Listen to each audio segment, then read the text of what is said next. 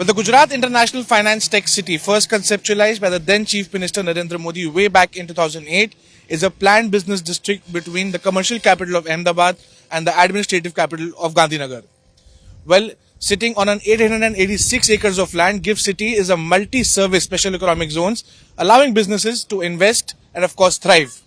Well, in this report, I will be telling you what GIFT City is all about and of course, what does it entail and why is GIFT City in demand. Let's have a look. The Gujarat International Finance Tec-City or the GIFT City is positioned equidistantly between Ahmedabad and Gandhinagar, each just 30 minutes away.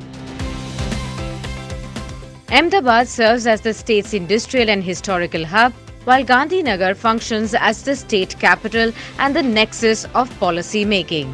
Each of these three locations, GIFT City, Ahmedabad and Gandhinagar, offers a unique ecosystem tailored to support business, financial services provider, exports, international finance and foreign investment. Additionally, GIFT City boasts impressive connectivity. It's a mere 20 minutes from Ahmedabad International Airport, lies along the National Highway 48, within the Delhi-Mumbai Industrial Corridor, is connected via metro to Ahmedabad and is just 15 minutes away from both the nearest railway stations and the under-construction high-speed rail approved by the central government. As part of the vibrant Gujarat Global Summit 2024, Prime Minister Narendra Modi took centre stage at the Global FinTech Leadership Forum held at GIFT City on 10th January. The forum witnessed the convergence of chairmen and CEOs from 26 leading fintech companies globally. During the forum, Prime Minister Narendra Modi engaged with fintech leaders and received recommendations aimed at elevating GIFT City to international standards, positioning India as a prominent player in the global fintech landscape. GIFT City now boasts of having 3 exchanges including the International Bullion Exchange, 25 banks including 9 foreign banks, 26 aircraft lessors, 80 fund managers, 50 professional service providers and 40 fintech entities in the GIFT City. Union Finance Minister Nirmala Sitharaman at the summit said that if India is a bridge between a developed Western world and global South, then GIFT City is the gateway. She also said that the much-awaited direct listing of stocks at the International Financial Services Centre in GIFT City would happen soon to enable Indian companies to access global funds easily.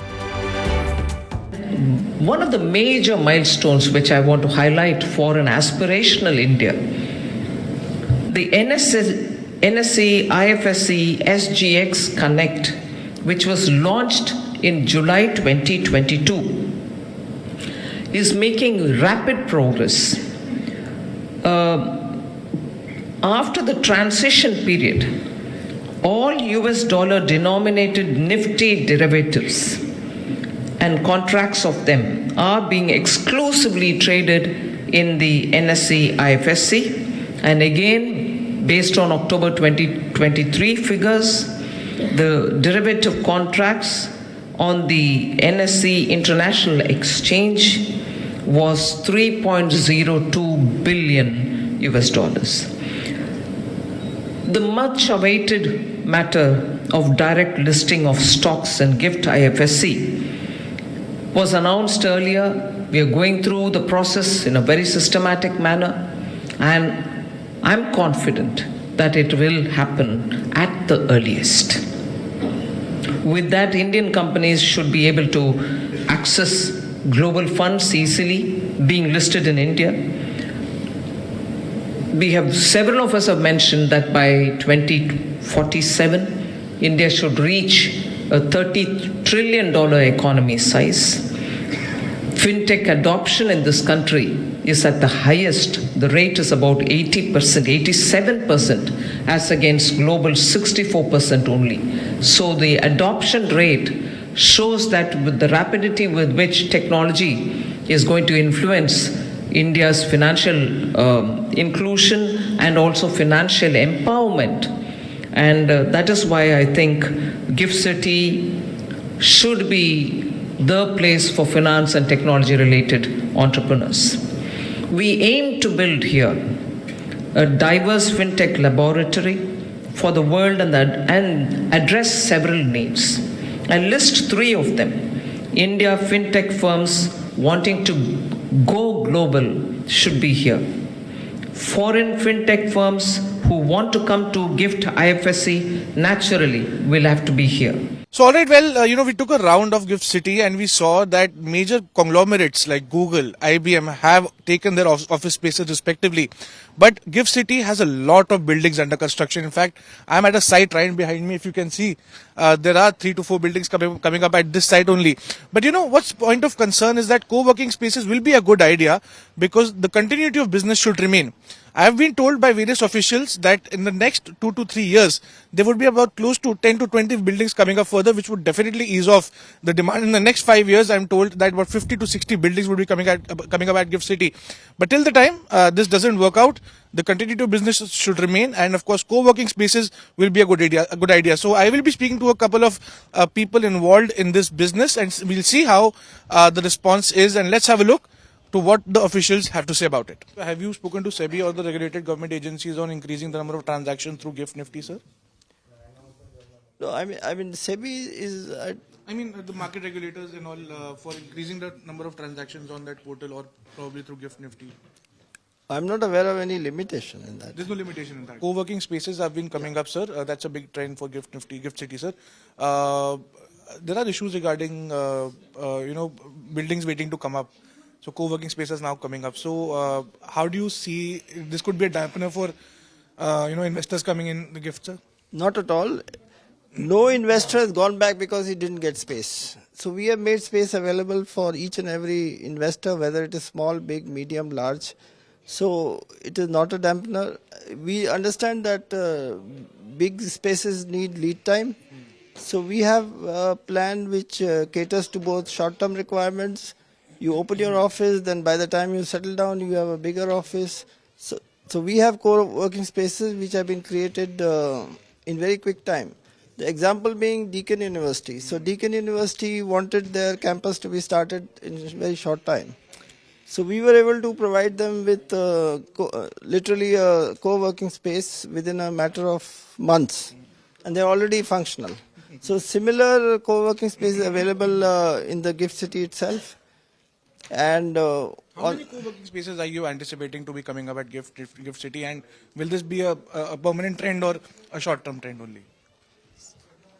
it will be a trend because nobody, the startups, they don't start big on day one. They scale up.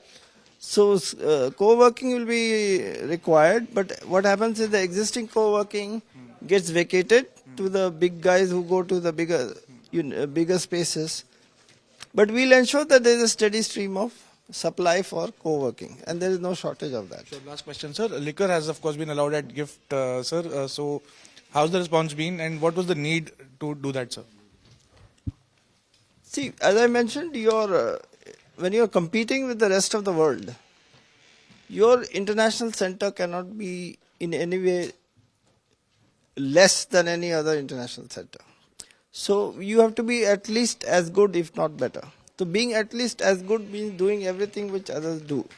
Nevertheless, the government of Gujarat, realizing that this has been a long-standing policy, has put in a lot of restrictions on so that it's not misused. It is meant for the actual user. So whoever invests in Gift City, whoever is working in Gift City, they have the access to it. And it is not as if it is opened up and people from Ahmedabad come and start drinking. It's not like that. So it's quite restricted and very much targeted. As a localite and of course as a CREDI member, and you yourself are a builder, how big are you seeing the future of Gift City in the coming years, sir? Gift City, to start with, I would say the government is, we have seen in the recent years that they have put up a lot of pressure on smart cities. So I would say Gift City is one of the first ones and the most advanced smart cities of the country today. So in terms of the planning, in terms of the infrastructure, in terms of the utilities, and the overall layout of the city is planned in a very smart very efficient and a very futuristic way. Sure. Sir, you speak to various, business councils, you speak to a lot of business investors in your day-to-day meetings. How optimistic are they about setting up their business in Gift City to move away from the, regular red tapeism and other issues that the investors usually face? How easy it is to, in fact, set up a building in Gift City, or how easy it is to come to Gift City? Gift City has a special status of a SEZ. So SEZ is kind of a single window mechanism where international company can set up their office very easily with the international norms. So ease of opening up office is always there because the set of norms are very eased in terms and aligned with the international thing. Second, with this exchanges coming up, the Nifty coming up in GIFT, and every advanced country or city like Dubai or London or Singapore have a financial city like this, like of a Gift City, International Finance Tech City. So for India, it is going to be Ahmedabad and Gandhinagar, where this Gift City is coming up. So every country has one. So for India, this is going to be the one. Of course. Also, when we visited Gift City, we saw a lot of buildings under construction. I mean, the more buildings were actually operational, we saw much more in construction. I want to ask you, how many buildings are we expected to come up in how much time? What are the timelines that you're looking at? How much buildings will be coming up with due course of time, immediately or in the next 5 years? Any number that you have in mind? I think as a ballpark figure, if you say that, I think on an average 20 to 25 buildings are under construction. And the footprint is around 1.5 million square feet as of now. As per my knowledge, there are another 25 to 30 projects which are being allotted or under planning.